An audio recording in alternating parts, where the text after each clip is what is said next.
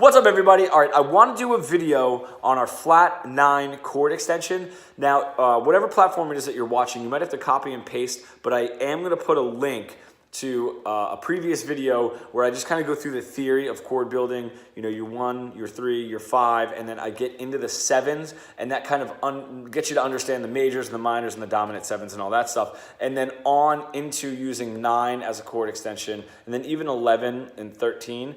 I do recommend watching that first because you're not quite going to get the theory if you don't know kind of the basis of building up to our 7s and then on into our chord extensions. But I want to do a video on flat 9s. The reason is it's very, very abrasive when it's used as a chord extension. So it's really just used kind of in our Phrygian mode.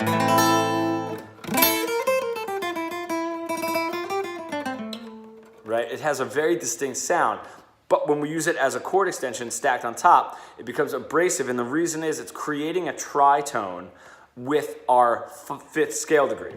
So if I just kind of move in here, if I have my A minor bar chord, right? My flat 9 is going to be, that's my root note, that's my flat 9, my 1 half step above. So then you get this. I don't know if I'm going to be able to really bar this. So I'll just do the bottom extension of it.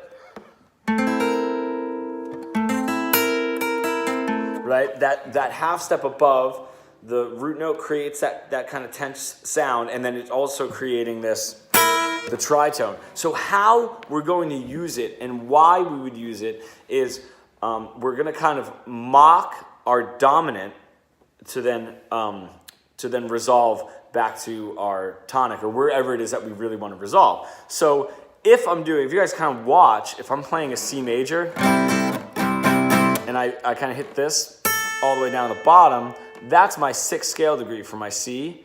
That is my C7, just like down here, just like an A7, right? If I just move that up to my C bar chord form, so I have my C, and then my pinky goes right there on the 6th fret.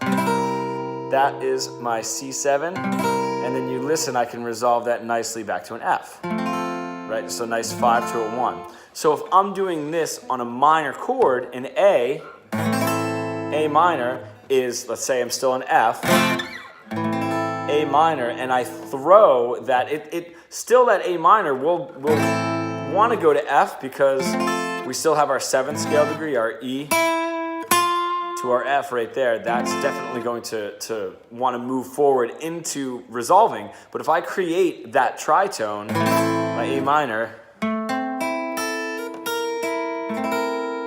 that's really going to give it, right? So all I'm really doing is kind of mocking this C7. Basically, I have a C7 that can double as a C13. Because if I throw that A in there, that's my 13th scale degree, or my 13th chord degree on a C. All right, so I hope that didn't go too fast, but basically that's all you're doing when you're playing that. You're creating that tension that a dominant, if you listen, same thing here. That's why whenever I'm really using that flat 9, that's really how I'll do it if I have a progression.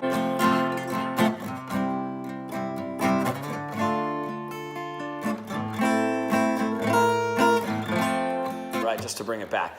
That is one aspect that I wanted to go over with the flat 9. Now the next one gets a little bit more advanced, and I love using it, and it is our dominant flat 9. So if I take my A7, this is how I'm going to do this A7 right here. I got my thumb on the root, nothing on the A string, and then I have my flat 7 right there. So 5th fret of the 4th string, 6th fret of the 3rd string, 5th fret of the 2nd string. Kind of a weird habit, but the reason I do is because I can kind of bring my pinky up here to play the 9. Right, and then if I move this down, I get a flat 9. Now the reason this becomes so significant is this dominant, right, if I throw that flat 9 in there, what that actually is going to resolve to is this D minor.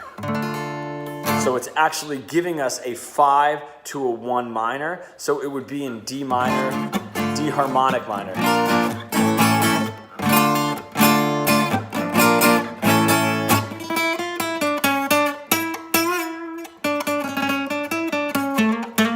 Right, that's going to be what brings us out. What is awesome about doing that, and you can hear, if you kind of keep that key in there,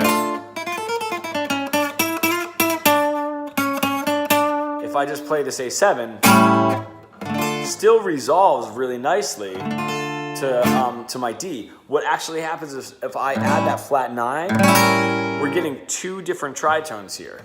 We get this tritone, the normal for the dominant, right? Our normal tritone for our A7, and then this one under here will resolve. That's going to want to resolve us just like we did before with the A minor flat 9 to our F. This wants to resolve to our F, to those two notes, which are in this form the higher two notes of our D7. So what you have is these two resolving to our D, or whichever way you're kind of thinking of it. That resolves to our D, and then this resolves to our F and our A, which are in our D minor chord. So it has a double value when used in a harmonic minor.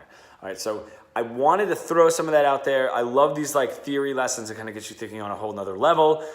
So when I usually use this, we'll have a song that'll just do.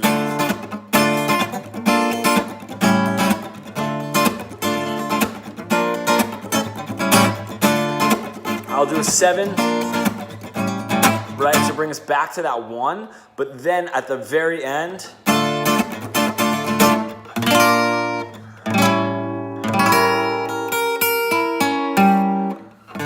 kind of gives us like a full resolve. So check it out. Let me know what you think. It's, in my mind, not to be used too much, so I wanted to touch on it to kind of spice up some of your rhythm sections in your chords. So let me know what you think, guys.